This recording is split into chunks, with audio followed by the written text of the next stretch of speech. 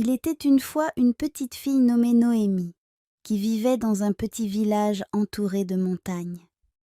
Elle était très curieuse et aimait explorer les bois environnants. Un jour, alors qu'elle se promenait dans les bois, elle rencontra une sorcière qui vivait dans une petite cabane.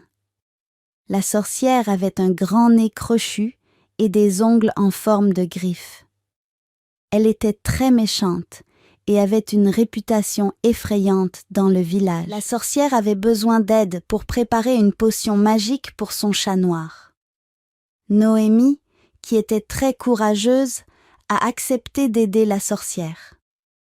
La sorcière a donné à Noémie une liste d'ingrédients pour la potion magique. Noémie a parcouru les bois pour trouver tous les ingrédients nécessaires. Elle a trouvé des champignons, des baies et des herbes magiques. Une fois que Noémie a rassemblé tous les ingrédients, la sorcière a commencé à préparer la potion magique. La potion a commencé à bouillir et à fumer. La sorcière a versé la potion sur son chat noir et il a commencé à grandir. Le chat est devenu si grand qu'il a détruit la cabane de la sorcière. La sorcière était très en colère contre Noémie et l'a chassée de sa cabane. Noémie était triste et effrayée. Elle a couru dans les bois et s'est perdue.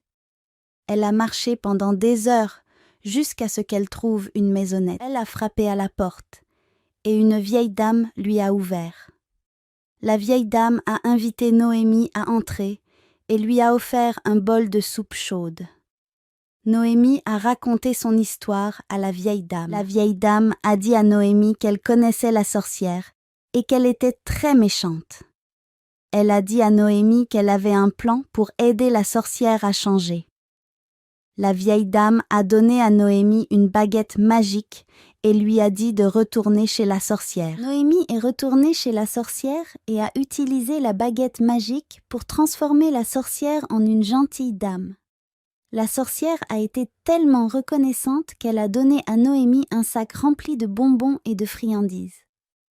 Noémie est rentrée chez elle avec un sourire sur le visage et a partagé ses bonbons avec tous ses amis du village.